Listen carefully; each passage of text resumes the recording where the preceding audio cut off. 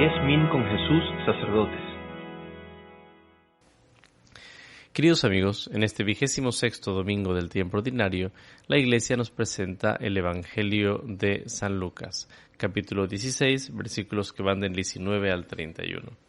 Se trata de la historia del hombre rico y de Lázaro, historias de dos personas que tienen una distancia inmensa en su vida terrena y que, por decisión del rico, la conservan así en esta vida, por lo tanto la reencuentran en la eternidad. Pero comencemos con la introducción de los personajes. Efectivamente, la historia comienza presentándonos a los dos personajes principales. Por una parte, versículo 19. Había un hombre rico, Anthropos de Thyssen Plusios. Este hombre rico vestía con púrpura, un vestido, una tela carísima que solamente usaban las personas de muchísimo dinero y los reyes. Y Bjuson, lino egipcio finísimo. Y además, Efrainómenos lampros cacemeram. Hacía un banquete, una fiesta, digamos una recepción inmensa cada día. O sea, se trata de que daba un banquete, vivía de una manera ostentosa cada día en su vestir, en su comer. En el versículo 20 y 21 se nos presenta al pobre. Ptocos de. Había, por otra parte, un pobre. Si del rico no conocemos el nombre, del pobre sí. El pobre se llama Lázaro, el Atzar, Dios ayuda.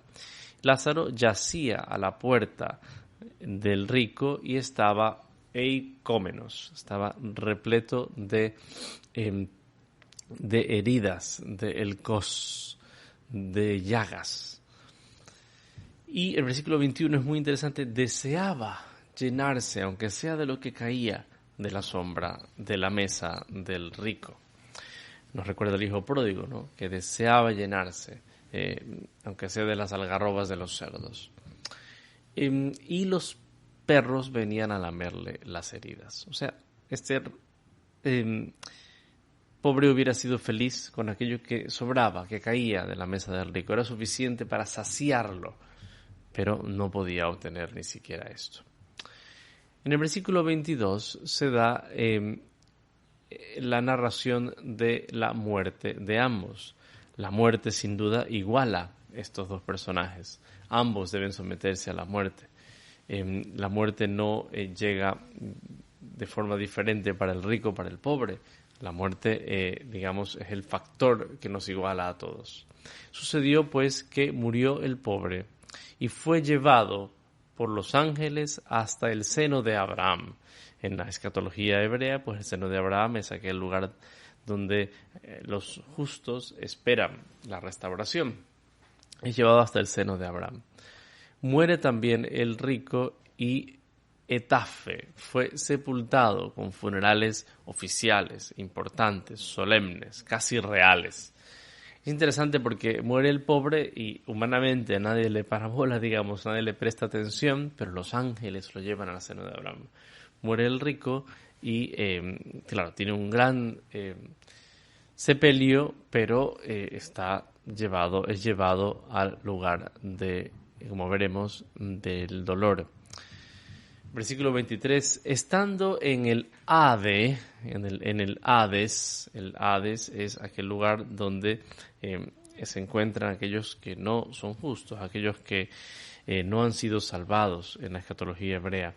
Estando en el Hades, levanta los ojos en medio de sus tormentos, estando entre tormentos. Y el verbo usado es uparjón en basanois, es poseyendo, se podría traducir incluso tormento, ¿no?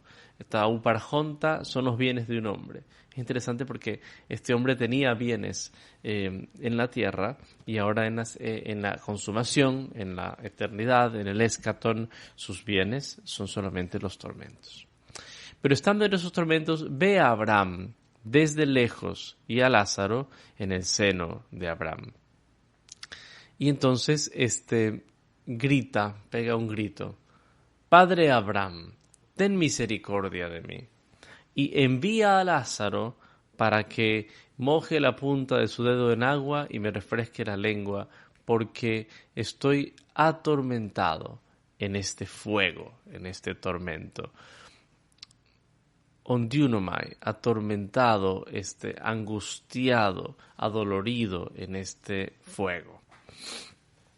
Es interesante porque el rico, claro, quiere cambiar sus circunstancias de dolor, pero siempre me ha llamado la atención como él, sí, con respeto al padre Abraham, pero sigue gerenciando, ¿no? Padre Abraham, por favor, manda a Lázaro, aquel que para mí es insignificante, mándalo para que me atienda en estos momentos, ¿no? Y entonces Abraham contesta con lo que algunos llaman la ley de la compensación de Abraham.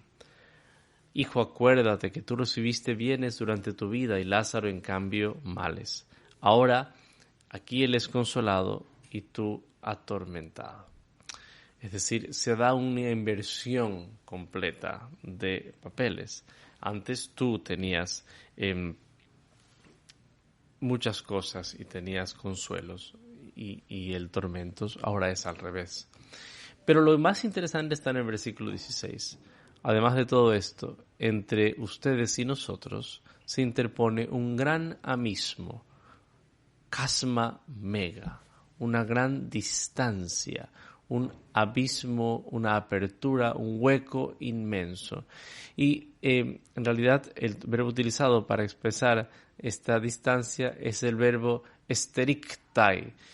Ha sido establecida una gran distancia entre ustedes y nosotros. Utilizado en la conjugación pasiva, quiere decir que esa distancia no es solamente fruto de la casualidad, ha sido establecida por Dios. De manera que aquel que quiera atravesar de ahí hasta acá no puede y viceversa. Es interesante porque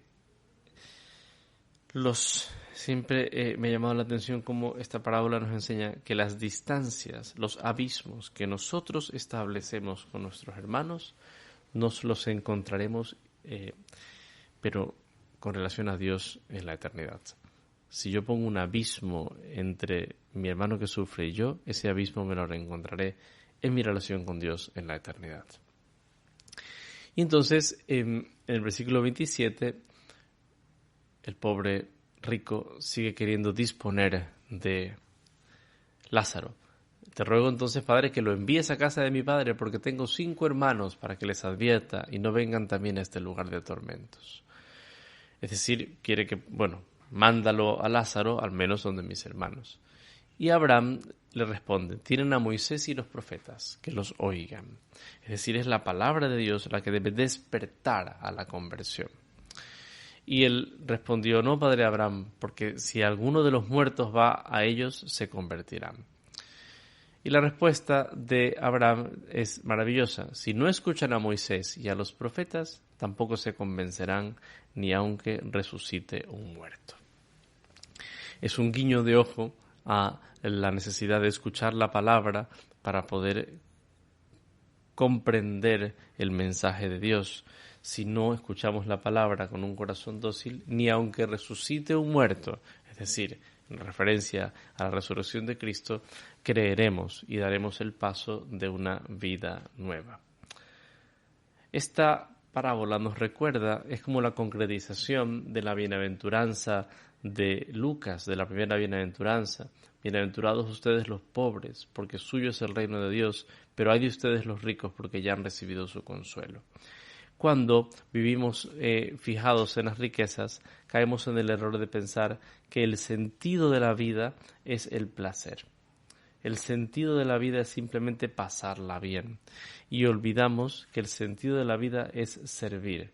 Sin duda, quien no mira más allá que la vida terrena y sus únicas aspiraciones son el lujo y el confort aquí en esta tierra, va a recibir una sorpresa en la eternidad cuando se dé cuenta que todos aquellos a quienes les cerró la puerta son quienes se la debían abrir en la gloria. Pidámosle pues al Señor un corazón que sepa apartarse de la obsesión por la riqueza y que sepa compartir solidariamente. Que Dios los bendiga.